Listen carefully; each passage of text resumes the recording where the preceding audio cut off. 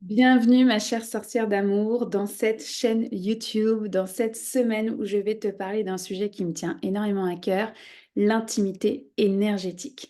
Si c'est la première fois que tu arrives sur une de mes vidéos, bienvenue, je suis Laurence Sala, je suis cette sorcière d'amour, cette sorcière moderne qui a envie, en tout cas dont la mission est de révéler les sorcières de ce monde pour qu'elles puissent œuvrer elles aussi avec leurs dons. Donc, je vais transmettre aujourd'hui en fait ce sujet de l'intimité énergétique qui est clé dans un parcours où on apprivoise cette hypersensibilité, on apprivoise ses ressentis, ses dons, parce qu'en fait, il y a cette protection énergétique qui, pour moi, est clé dans ton cheminement. L'intimité énergétique, par exemple, tu vois, dans cet éveil incroyable de la planète depuis quelques années, puis en même temps, j'ai envie de dire, c'était depuis la nuit des temps, hein, dans différentes cultures, mais il y a quand même un éveil supplémentaire, en tout cas, à mon sens, depuis 3-4 ans. Et tu vois, dans ce que je peux voir passer sur les réseaux sociaux, par exemple, ça va être nommer ses animaux totems. C'est quelque chose qu'on ne fait pas. Tes animaux totems, tes guides, qui peuvent être aussi des anges, des archanges, qui peuvent être des déesses, tu sais, font partie, moi j'appelle ça ton armée de lumière, c'est à toi en fait, c'est ta bulle de protection à toi. Il n'y a pas besoin en fait de les nommer. Pourquoi? Parce qu'en fait, oui, ça peut se retourner contre toi.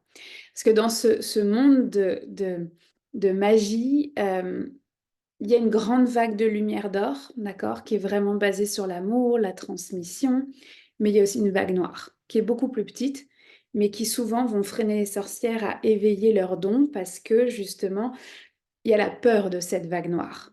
Ben, tu vois, si c'est quelque chose qui te parle là, nommer tes animaux totems, ben, des personnes mal intentionnées de cette vague noire pourraient utiliser en fait des avatars, imiter tes alliés, tes guides, pour en fait t'induire en erreur, par exemple. D'accord? Ça peut être aussi une attaque directe en fait d'un de tes animaux totems. Je vais le nommer en fait ici parce que je suis convaincue que ça peut servir d'exemple. Moi, j'ai vraiment fait l'erreur, tu vois, de le nommer. C'est sûr qu'en plus, je suis une sorcière, tu sais, où je m'expose. J'ai choisi en fait d'être cette sorcière qui est sur les réseaux, qui révèle les sorcières de ce monde. Donc, je vais pas être dans un sous-sol caché. Ça fait pas partie en fait du choix en fait entrepreneurial que j'ai fait, tout simplement, parce que ma mission, elle dépasse un sous-sol. Ça, c'est très clair pour moi. Je ne suis pas la thérapeute d'un village, je l'ai fait, mais là, c'est comme ça va plus loin que ça. Mes clientes, elles viennent de partout et j'adore ça. Mais le fait d'avoir exposé mes animaux totems, en tout cas certains d'entre eux, j'ai même poussé le bouchon dans le sens où je les ai même mis en avant dans mon identité visuelle d'entrepreneur de certaines offres. Et bien malheureusement, en fait, il y a un de mes animaux totems qui s'est fait attaquer et qui est malheureusement décédé. Ça a été traumatisant en fait pour moi, je savais même pas que ça pouvait exister. Déjà, de dire: «OK, il y a vraiment des gens qui peuvent être mal intentionnés, qui peuvent utiliser en fait, tu vois, tes propos». Donc attention aussi à comment tu le dis, à qu'est-ce que tu nommes, qu'est-ce que tu transmets publiquement, qu'est-ce que tu transmets dans des espaces plus privés. Hem Et quand cet animal totem, est décédé dans mes bras, en fait, dans les visions, hein, ça a été un gros choc, en fait, pour moi de me dire: «Mais quelle a été ma responsabilité là-dedans?» De l'avoir exposé. D'avoir exposé une partie prenante de mon armée de lumière, de ma protection énergétique. Bien évidemment, ce n'est pas ma faute, d'accord? Il y a eu attaque, il y a eu rectification, il y a eu guérison, d'accord? Mais la réalité, c'est que, j'ai un allié qui a été attaqué. Donc pour moi, l'intimité énergétique a pris un sens complètement différent grâce à ce moment-là, en fait. Et c'est pareil, en fait, pour les objets sacrés. Tu vois? Ma ligne de conduite, en tout cas de femme médecine, c'est de dire: «Voilà, ces outils, est-ce qu'ils sont au service ou est-ce que c'est des outils qui m'appartiennent et qui n'ont pas à être au service et qui n'ont pas à être exposés?» Tu vois, je vais te donner un exemple. Mon tambour, tu vas le voir souvent en fait en photo sur les réseaux, parce que quand je l'ai fabriqué, ce tambour en 2017, il s'est présenté à moi en disant: «Je suis un tambour au service». Un jour, il y aura un deuxième tambour. Il est dans l'énergie, il n'est pas encore dans la matière concrètement, et ce deuxième tambour, tu ne le verras pas. Il sera à moi. Ça sera pour la femme que je suis et non pas pour la femme médecine au service. Et j'ai appliqué en fait cette règle à l'ensemble de mes objets sacrés. Même dans des espaces, payants, j'ai toujours cette question de dire: «Est-ce que je le nomme? Est-ce que c'est au service ou est-ce que ça m'appartient?» À partir du moment où j'ai des objets sacrés qui sont au service, j'accepte à ce moment-là de les montrer parce que j'ai fait le choix de vie d'être cette sorcière sur la scène qui emmène les autres sorcières à se révéler. Donc à un moment donné, ça fait partie d'eux. Par contre, c'est vrai que quand tu vas me rencontrer en présentiel, parce que là, le en ligne, il est quand même pratique pour moi parce qu'il y a plein de choses que tu ne vois pas, d'accord? Et en même temps, c'est parce que bah, ça fait partie de ma pratique et j'ai pas besoin de tout dire. Quand on veut apprendre, quand on veut tout savoir, ben, on rejoint l'école des sorcières. Mais quand on veut simplement le vivre et le ressentir, pas besoin en fait d'aller là. Et qu'est-ce que ça veut dire? C'est que bah, quand on se retrouve en présentiel, parce que j'organise des retraites, des stages. J'en fais une fois par an, 1 à 2 fois par an, ça dépend des années. Oui, il y a des objets que je vais apporter qui sont là au service sur l'autel, on va dire, commun de tout le monde et je vais avoir mon petit kit à moi, en fait, qui va pouvoir me soutenir dans ma mission, en fait, dans le présentiel. Et je le nomme à chaque fois, en fait, je demande à ce qu'il n'y ait pas de photos. Tout n'est pas exposable. Tout n'a pas à être exposé. C'est faire ce choix d'un qu'est-ce qui appartient à ton intimité énergétique et qu'est-ce qui appartient au public. C'est pas juste Instagram, c'est pas juste TikTok et compagnie. C'est pourquoi en fait on a envie d'exposer son tambour. Si c'est comme le mien, tu es au service et que tu as envie en fait tu vois, d'appeler en fait ces sorcières ou peu importe auprès de qui tu œuvres, bah, ça fait sens. Mais si c'est pour montrer en fait que oui, bah, tu as un tambour chamanique et que c'est génial et que c'est super excitant, bah, peut-être pas en fait. C'est ton intimité énergétique, ça t'appartient. Tu pas besoin d'exposer en fait. Et oui, là je touche un sujet qui est pas simple parce en tout cas à mes yeux, on le traverse toutes, on a tout un ego. On a tout un ego. Qui n'a pas eu une fois cette réflexion de dire qu'elle est en avance parce qu'elle, elle a ouvert sa conscience? Évidemment qu'on navigue là-dedans et ensuite de ça, bah, l'idée c'est en fait, c'est de se rendre compte qu'on n'a rien de spécial. On n'a absolument rien de spécial, on est tous et toutes spéciaux. On a chacun notre chemin de vie, on a chacun nos portes d'ouverture, puis ben, on marche ensemble ou pas, en fait, tout simplement. Mais il y a une intimité. Il y a une intimité de sorcière que j'ai envie de te partager aujourd'hui parce que je veux pas que ça se retourne contre toi dans l'invisible.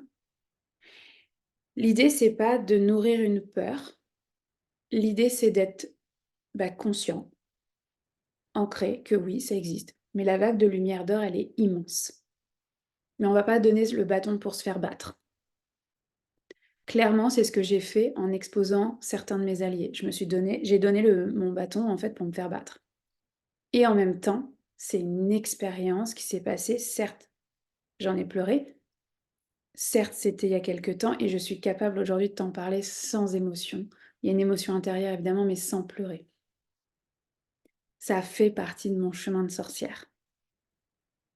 Donc, en fait, l'idée, c'est que dans cette vidéo, tu reviennes à toi et tu dis, OK, qu'est-ce qui m'appartient? Qu'est-ce qui est au service ou qui ne l'est pas? Et en fait, ça peut être tout simplement être à ton service. Et si c'est à ton service, dans ces cas-là, ça n'a pas besoin d'être exposé, ça n'a pas besoin d'être nommé. Moi, j'ai pas besoin de savoir en fait quels sont tes animaux totems, tes guides quand tu viens dans une cérémonie chamanique.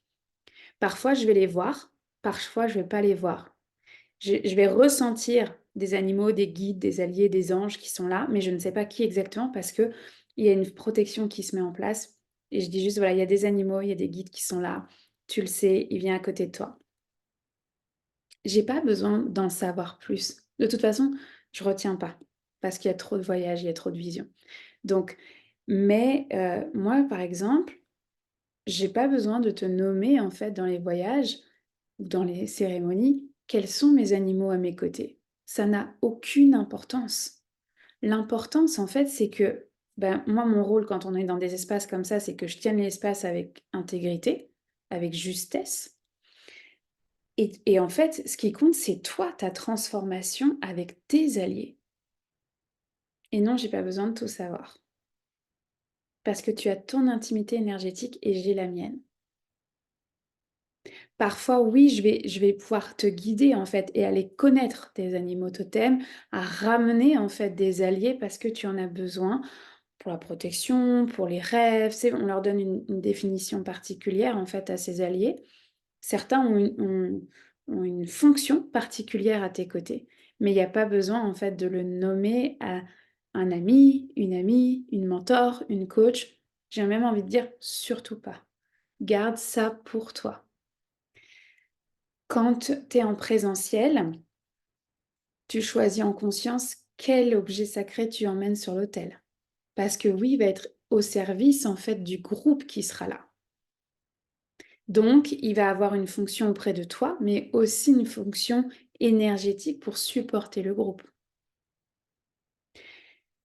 Encore une fois, en fait, c'est juste une question à revenir à toi de dire est-ce que ça relève de mon intimité énergétique ou est-ce que c'est OK pour moi de le mettre au centre, au service d'un groupe, au service peut-être même de clients ou peut-être même au service, en fait, de de sa famille.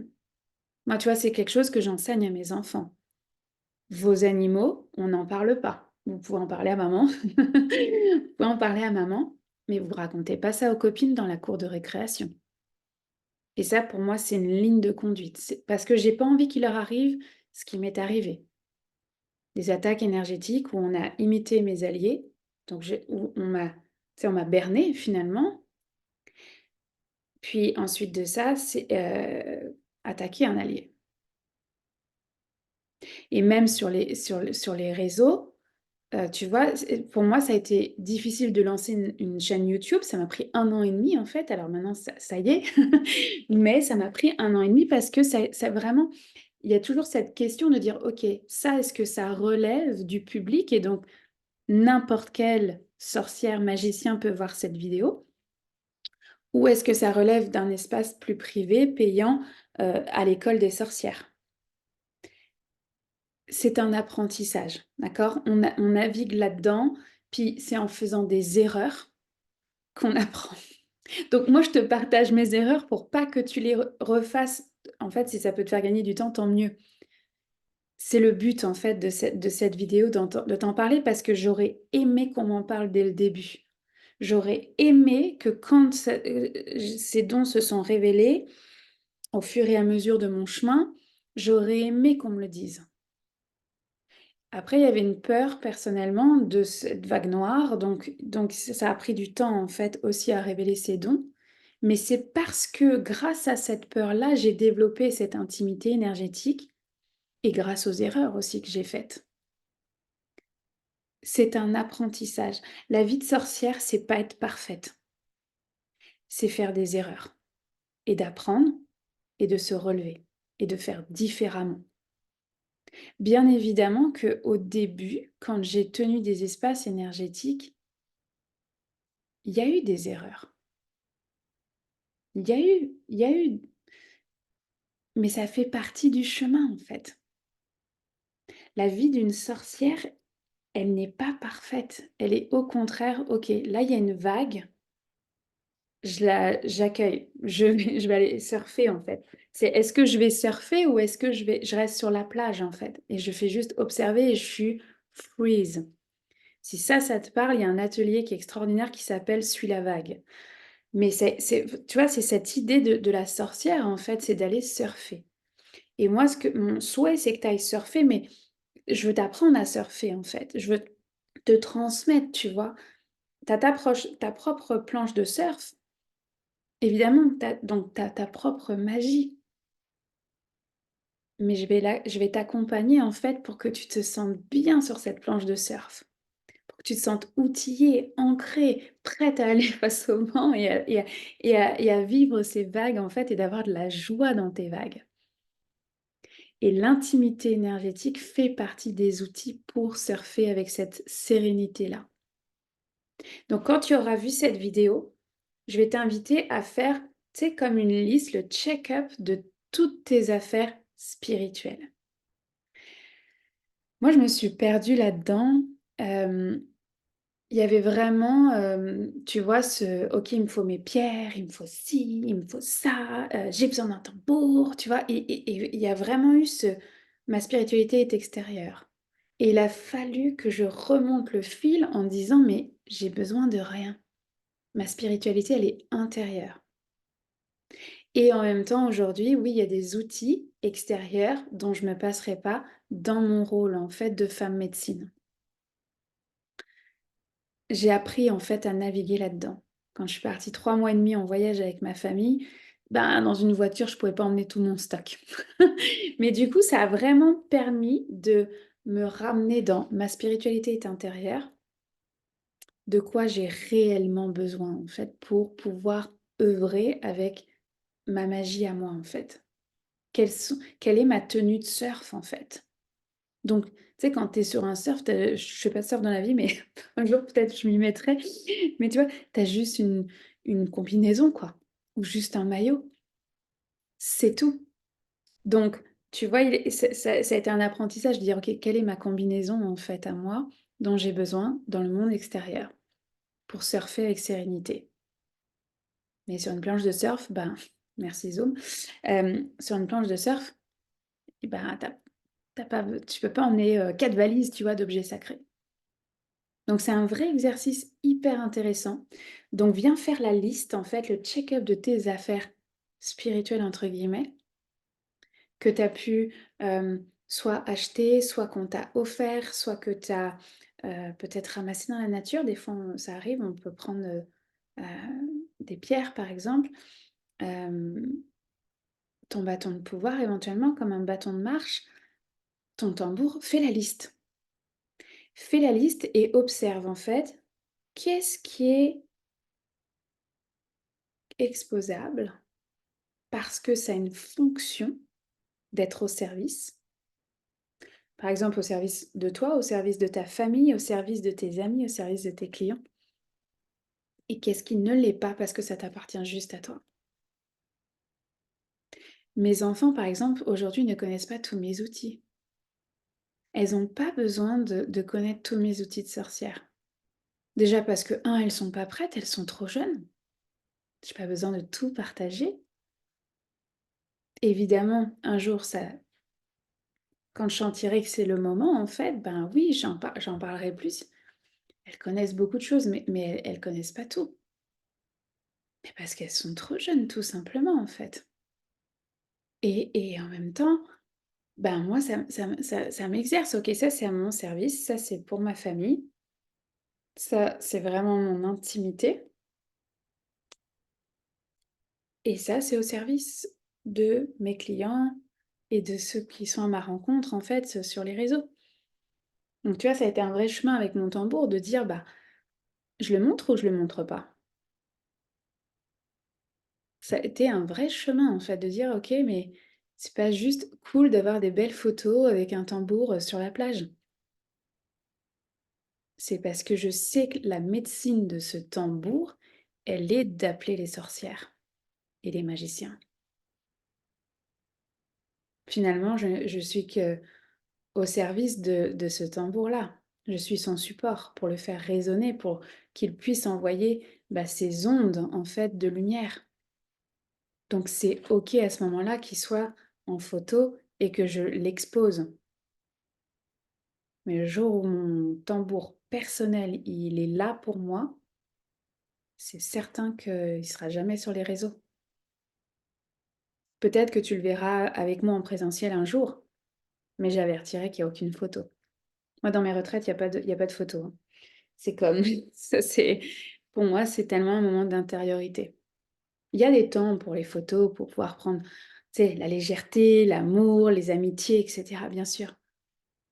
Mais on ne prend pas en photo une cérémonie chamanique. On ne prend pas en photo une constellation familiale. On ne prend pas en photo, tu sais, des ateliers.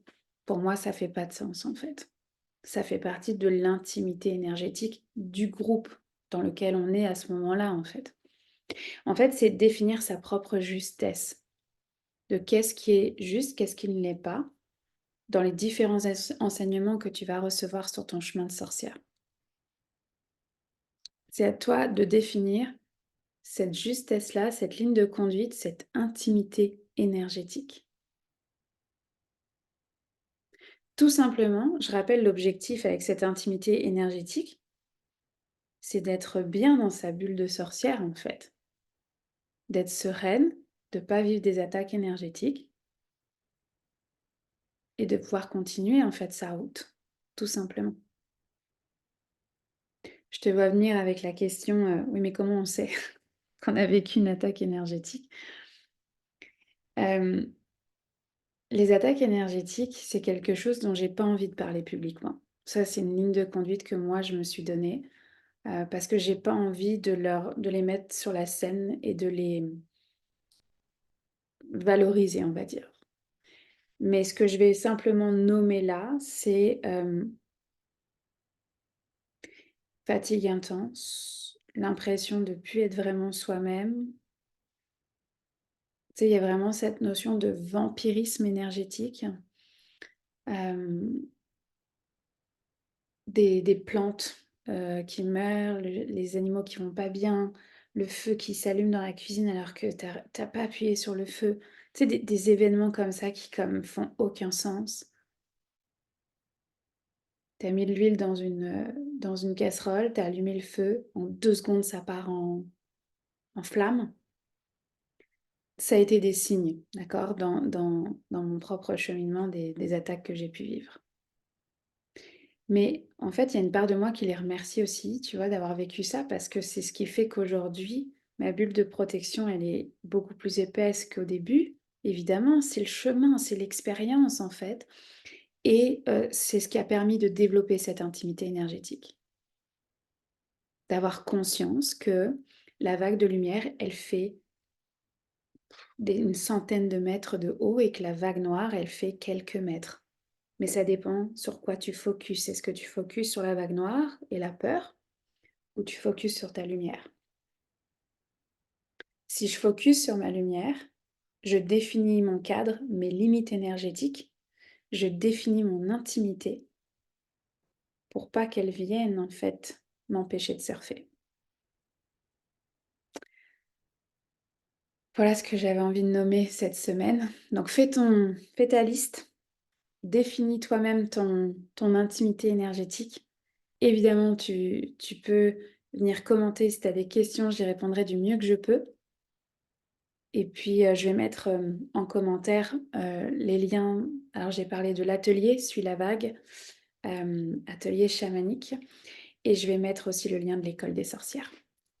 Je t'embrasse fort et je te souhaite une belle semaine.